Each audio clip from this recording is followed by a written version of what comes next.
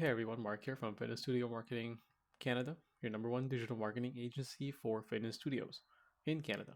So, from talking to a lot of gym owners in Canada, I found that they're kind of leaving some money on the table and quite a lot actually. So, here are a few things to help you fix your gym's business blind spots and make more money. And for that topic today, what I'm going to go through is number one, why your business model could be killing your potential, the identity shift from coach to true business owner for just for personal trainers. Number three, the hidden cost of avoiding hard conversations. Number four, how broken money beliefs hold your business hostage. And the last one is why more leads won't really fix a broken system. So your current business model could be killing your potential because a lot of gym owners that I see are just following fitness trends. So, for example, there's a all women's gym that we were helping out for quite some time, and because they heard that hey, Pilates reformer or sorry reformer Pilates are doing great and it's something big that's going on, they just started to implement that, and so they start buying a ton of reformers. I think around 20 reformers and added it to their classes, even though that this is totally different from what they used to do. But then after adding it, the reformer classes, it didn't really launch as they thought they would be, and they didn't get a lot of members. So imagine 20 reformers plus if they're about $10,000 each, that's already 200K down the drain. So yeah, your business model could be killing your potential. So ignoring your strengths, that's the second one. So, because of this same gym that I'm talking about, where they specialize in fitness classes and boot camps, not Pilates reformer, they start to kind of lean away from who they are. And so they weren't really fully able to leverage their strength when what made them to keep growing. And on top of that, they started looking at people as just another number. So instead of having their own plan and progression for every single member, especially to as a personal trainer, they just start to give them a one size fits all plan, which limits growth of the client. So without a tailored business model, you, your growth is really going to hit a plateau. Now, everything I said here could be a little bit controversial. I mean, I know that you have to add some new classes, some new stuff to keep up with the trend, etc. But the fact of the matter is, it's really knowing your own timing. So if that gym, for example, that I'm talking about added Pilates Reformer as their class, they better should have done it in a proper time, not when everyone knows them as this bootcamp studio, plus they add some random thing that no one asked for. So the key is yes, you can grow, but do it in proper timing. Now, this section here is more for personal trainers. I find that most personal trainers get into the business because they love fitness, they love helping people, and they just love being fit. They love looking good, so they kind of want to give that feeling to their clients.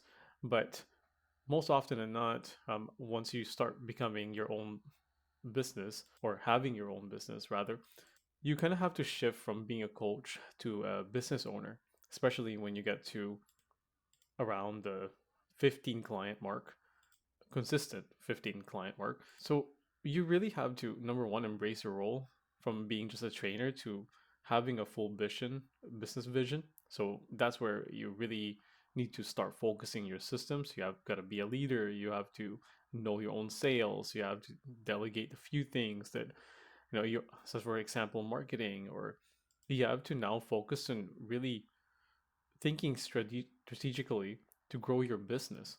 So that way you can have something sustainable, something that thrives for you to be able to grow.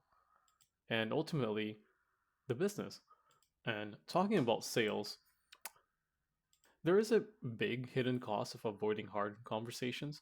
So once you start building your own team, sometimes you're going to have stalled progress. So um, when you avoid difficult talks with your team, um, this kind of slows down your success, the studio success. And I'm sure you already know this.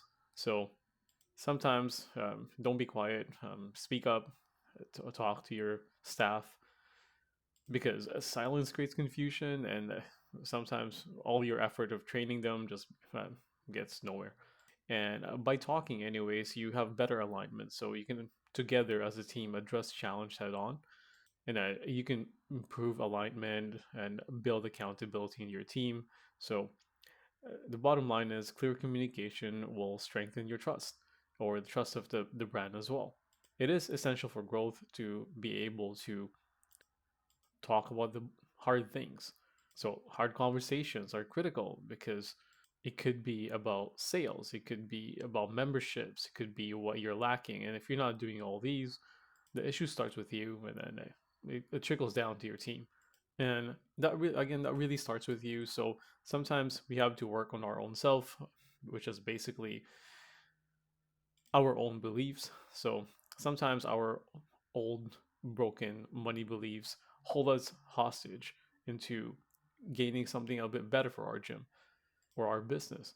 So we kind of have to have a healthy money mindset, which then shapes pricing, our sales, our growth, and overcoming limiting beliefs. So that way we can make smarter choices and achieve better profits. So I often, for example, limiting belief here that affects pricing and sales and confidence.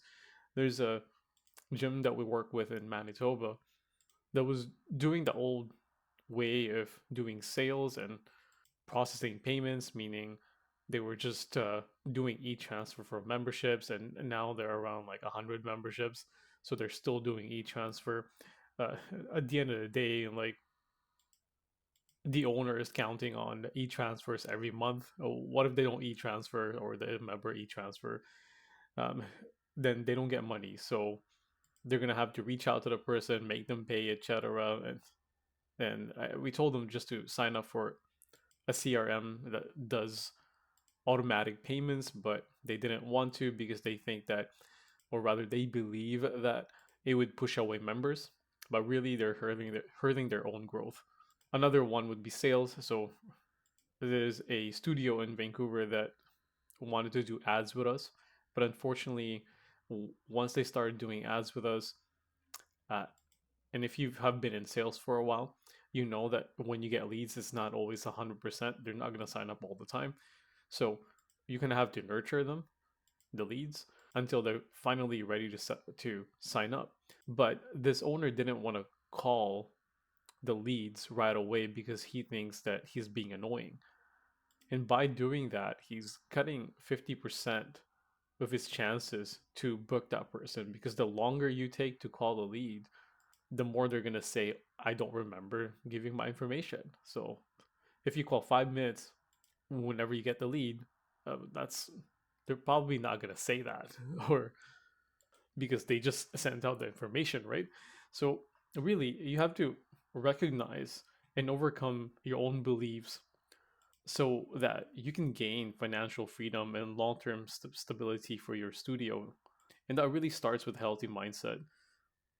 A healthy money mindset supports smarter business decisions and leads to bigger profits. And when we put that into practice, we start to see the overall picture of what's happening to our sales flow, our marketing flow, our lead flow. And sometimes we think, hey, more leads does not always equal to more members. If you are in Canada, our population is a big limiting factor. So you can't really rely on a lot of leads, but you can rely on having more quality and nurture systems. So once you get a lead, you really have to optimize your system. So improving your sales process, improving your nurture campaigns, your drip campaigns, your signing up process. Because if you don't do that, then you're just giving people a reason not to sign up for a membership. So another one would be lead quantity versus quality. Because again, we're in Canada and we're limited with population. You can't be in like the States where you're just gonna do a bait and switch of 6 weeks program and hope that people are just gonna sign up for your membership or personal training programs. If you're gonna do a bait and switch and people in your area start knowing about your bait and switch, then you're probably gonna be labeled as this gym is a scam. So you want to go with quality instead of quantity. Do the proper offer so you get better leads. And once you structure it that way, it becomes your lead process becomes so effective and efficient that you end up doing less ads. So this is just some of the reasons or some few things that I've seen that's happening in the fitness industry in Canada. And I speak as a fitness studio marketing agency owner. I can see that success in business really comes from aligning the right mindset to building strong systems and maintaining accountability. So, even for us, if we address the limiting beliefs and closing operational blind spots, so we then set up a foundation for growth. So, that's when we really see the true progress of our business and when we start working smarter, not just harder. And that's one of the beliefs that we swear by. So if this is something that sounds like you, please go into our website, fitnessstudiomarketing.ca/book, book a strategy call with me. We'll do a complimentary digital marketing plan just to have a shot to impress you and hopefully you work with us. That's it. Bye for now.